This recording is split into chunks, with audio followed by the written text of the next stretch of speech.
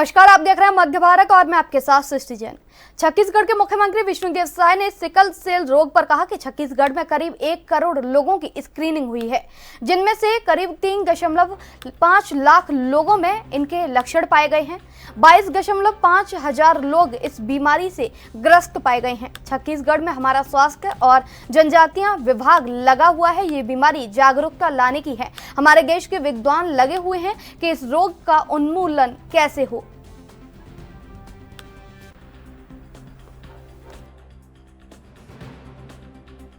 का स्क्रीनिंग हुआ है, जिसमें से करीब 2.25 लाख लोगों में लक्षण पाया गया है और 22,500 लोग उसके पेशेंट पाए गए हैं। हमारे प्रधानमंत्री जी भी इस बीमारी के उन्मूलन के लिए चिंतित हैं और इसके लिए अभियान चल रहा है। छत्तीसगढ़ में भी हमारा स्वास्थ्य विभाग और ट्राइबल विभाग लगा हुआ है।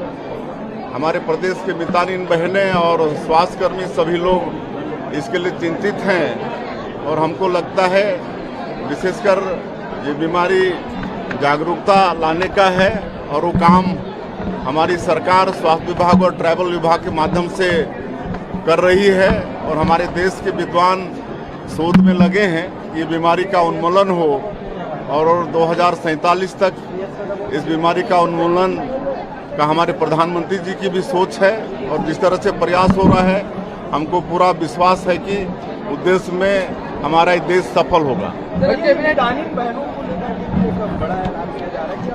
हाँ, अब मितानिन बहनों को हर महीने का उनका जो सैलरी है सीधे उनके अकाउंट में भेज दिया जाएगा। पीएम किसान सम्मान निधि की 17वीं किस्त जारी होने पर मध्य प्रदेश सरकार में मंत्री और भाजपा नेता कैलाश विजयवर्गीय ने कहा कि किसानों के प्रति प्रधानमंत्री मोदी का बहुत अनुराग है। केंद्र सरकार की किसानों के लिए जिस तरह की नीति रही है, उसके चलते किसानों की आय बढ़ी है। उसके कारण देश की जीडीपी भी बढ़ी है। भारत एक आर्थिक इंजन बन गया है, जिसमें कृषि क्षेत्र का बहुत बड़ा योगदान है।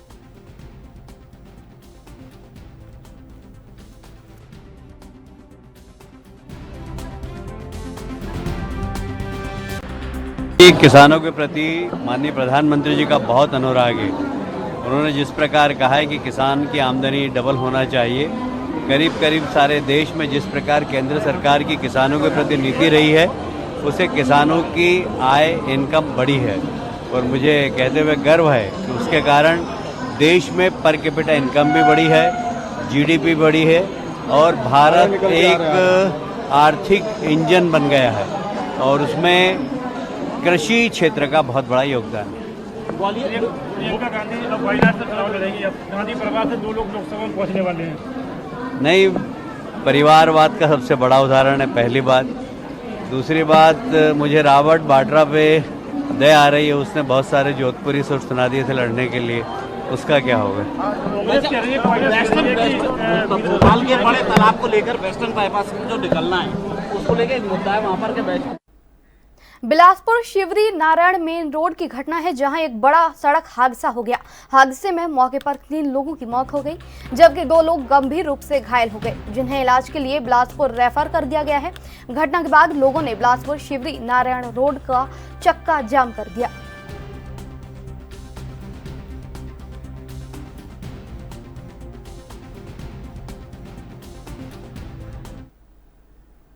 हमारा संघ जन जागरूकता कार्यक्रम के तहत जिला पुलिस द्वारा नवागढ़ थाना क्षेत्र में ग्राम खैरताल में सामुदायिक पुलिसिंग का आयोजन किया गया। उपस्थित लोगों को यातायात नियमों का पालन करने और सड़क दुर्घटना के घायलों को तत्काल उचित उपचार के लिए अस्पताल पहुंचाकर मदद करने की अपील की गई। साथ ही उपस्थित लोगों को साइबर क्राइम और ऑनलाइन ठगी से बचाव और इंटरनेट मीडिया से सुरक्षित उपयोग के तरीकों से जानकारी दी गई। इसके अलावा आपको बता दें दूसरी खबर से, जहां पर मध्य प्रदेश की बात करें तो मध्य प्रदेश में मौसम के कुछ अलग ही तेवर देखने को मिल रहे हैं। कुछ जिलों में भीषण गर्मी पड़ रही है, कुछ जिलों में प्री मानसून की बारिश हो रही है तो वहीं जिन जिलों में भीषण गर्मी पड़ रही है वहां पारा 45 डिग्री के पार हो चुका है, जबकि कुछ जिलों ऐसे भी हैं जहां पर 40 डिग्री से कम है। मध्य प्रदेश में पिछले 24 घंटे में तापमान में गिरावट दर्ज की गई है। अधिकतम तापमान 44.2 डिग्री ग्वालियर का दर्ज किया गया है। प्रदेश के कई जिलों में बारिश भी जारी है। बता दें, राजधानी भोपाल में पिछले 2 दिनों से बारिश का दौर जारी है। इसके अलावा अन्य जिलों में भी तापमान में गिरावट दर्ज की गई है। इसके अलावा ग्वालियर शहर के कई हिस्सों में बारिश हुई।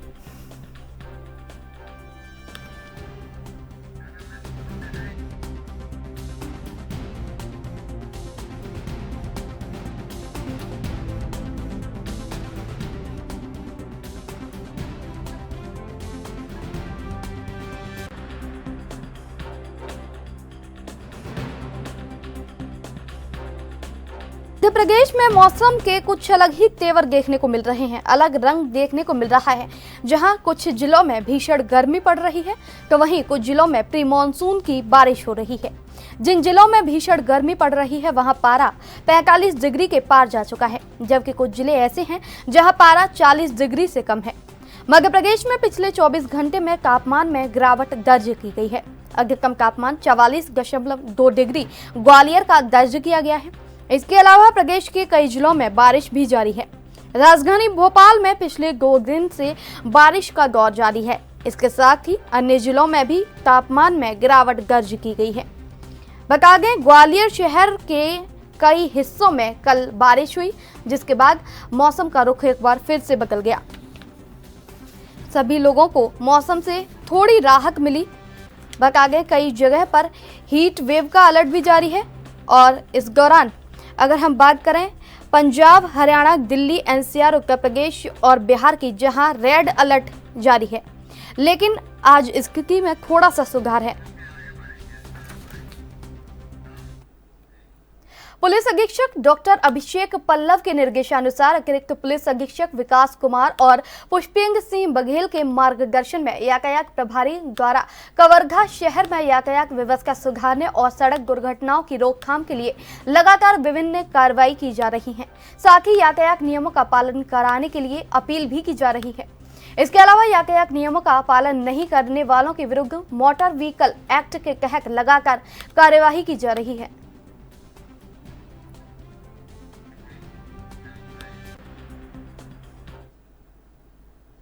एसपी बंगले के सामने बीती 15 जून को तलवार हॉकी को लेकर अशांति फैलाने वाले 8 आरोपियों को पुलिस ने गिरफ्तार कर लिया है। पुलिस ने आरोपियों से तलवार हॉकी स्टिक जब्त किया है। थाना प्रभारी कोतवाली निरीक्षक को नरवर स्कूल के सामने कुछ लड़कों द्वारा हाथ में तलवार हॉकी लेकर आपस में बहसबाजी, झगड़ा और मारपीट करने की सूचना मिली। थाना प्रभारी पेट्रोलिंग स्टाफ के साथ मौके पर पहुंचे, जहां इकट्ठे हुए लड़के मौके से भाग गए थे, जिन्हें पुलिस ने गिरफ्तार कर लिया।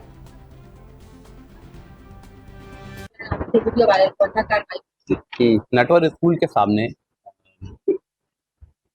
लड़ाई झगड़ा कर रहे हैं और हाथों में तलवार और स्टिक लेकर लड़ाई झगड़ा कर रहे हैं 8 आरोपियों को कोतवाली पुलिस के द्वारा गिरफ्तार किया गया है।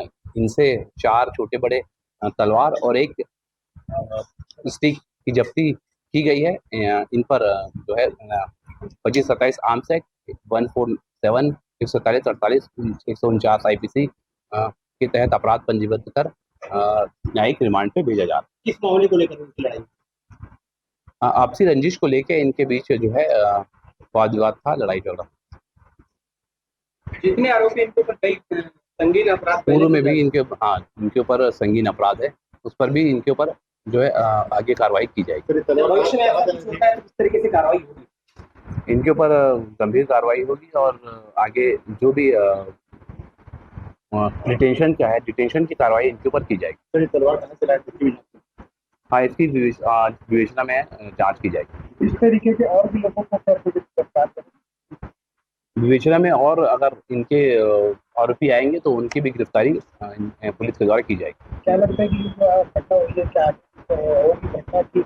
नहीं, पुलिस के द्वारा लगातार इनके ऊपर गंभीर दबाव बनाया जाएगा और इस तरह की कार्रवाई, इस तरह की घटना पर अंकुश लगाया जाएगा। इस मामले में कितने आरोपी और कितने फरार हैं?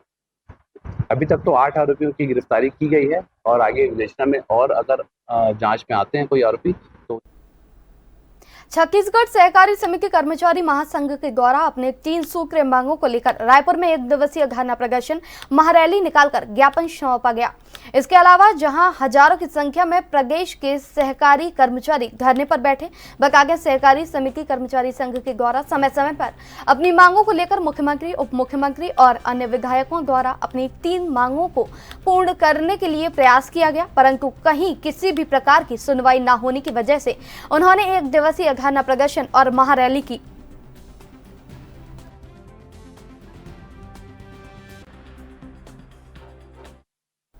ग्वालियर जिले के करहिया क्षेत्र में आकाशीय बिजली गिरने से जामुन के पेड़ के नीचे खड़े 4 लोगों की मौत हो गई और एक व्यक्ति गंभीर रूप से घायल बताया जा रहा है। घायल व्यक्ति को अस्पताल पहुंचा दिया गया है। बकाया घटना के बाद पूरे इलाके में हड़कंप मच गया। मृतकों के घर में शोक का माहौल है, तो वहीं मौके पर पहुंची पुलिस ने घायलों को अस्पताल पहुंचाया और आगे की कार्यवाही अभी जारी है।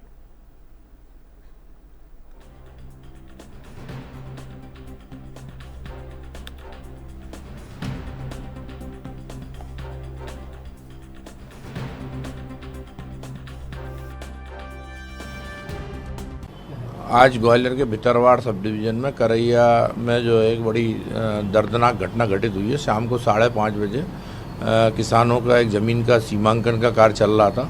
उसी बीच में एकदम बहुत तेज़ से आंधी तूफान के साथ बारिश होना चालू हुई, तो किसान लोग जो है एक जामुन के पेड़ के नीचे खड़े हो गए और बाकी लोग जो रेवेन्यू डिपार्टमेंट के थे वो दूसरी तरफ खड़े हो गए।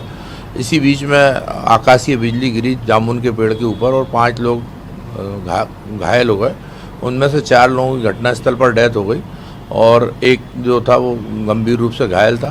तो जैसे ही थाना वहाँ से 2 किलोमीटर दूर है, जैसे ही थाने पर सूचना प्राप्त हुई, थाना प्रभारी और एसडीओपी तत्काल घटनास्थल पर पहुँचे और जो घायल था उसके इलाज के लिए थाने के वाहन से, थाना प्रभारी ने अपने वाहन से तत्काल इलाज के लिए उसको फर्स्ट एड के लिए हॉस्पिटल रवाना कर दिया। बाकी जो अन्य लोग थे उनके लिए भी जो उपलब्ध साधन थे उनसे रवाना कर दिया और पुलिस प्रशासन द्वारा वहाँ पे इस हृदय विदारक और दुखद घटना में तत्काल राहत का कार्य किया जा रहा है। ये तो सभी एक ही गांव के थे? ये सभी करैया गांव के थे और ज़मीन का इनका सीमांकन चल रही थी। वहाँ पे रेवेन्यू डिपार्टमेंट के भी अधिकारी थे, तो वो लोग थोड़ा दूसरी तरफ खड़े हो गए थे। पेड़ के नीचे जगह नहीं थी तो वो दूसरी तरफ खड़े हो गए थे और बाकी के जो 5 लोग जामुन के पेड़ के नीचे खड़े हुए और इसी बीच में आकाशीय बिजली गिरी और मध्य प्रदेश के राजगढ़ जिले की नरसिंहगढ़ पुलिस ने थाने के सामने आतंक मचाने वाले असामाजिक तत्वों को पहले तुरंत हिरासत में लिया, फिर मंगलवार को न्यायालय में प्रस्तुत करने से पूर्व शहर के बाहर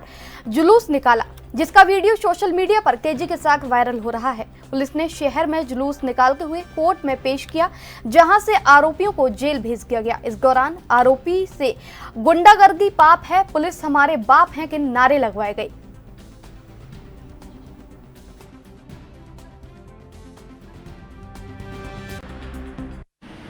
कल एक घटनाक्रम सामने आया था जिसमें थाने के बाहर कुछ असामाजिक तत्वों द्वारा किया गया। सर उसमें क्या था?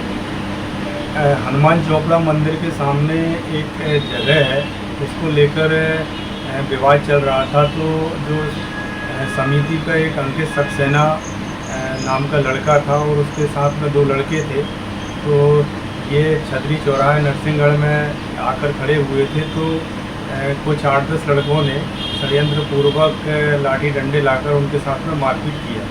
उनको मौके पर जाकर पुलिस ने गिरफ्तार किया, अपराध दर्ज कर आज माननीय न्यायालय पेश किया। तो अब तक के लिए बस इतना ही। आप बने रहिए हमारे साथ, देखते रहिए ANB न्यूज़।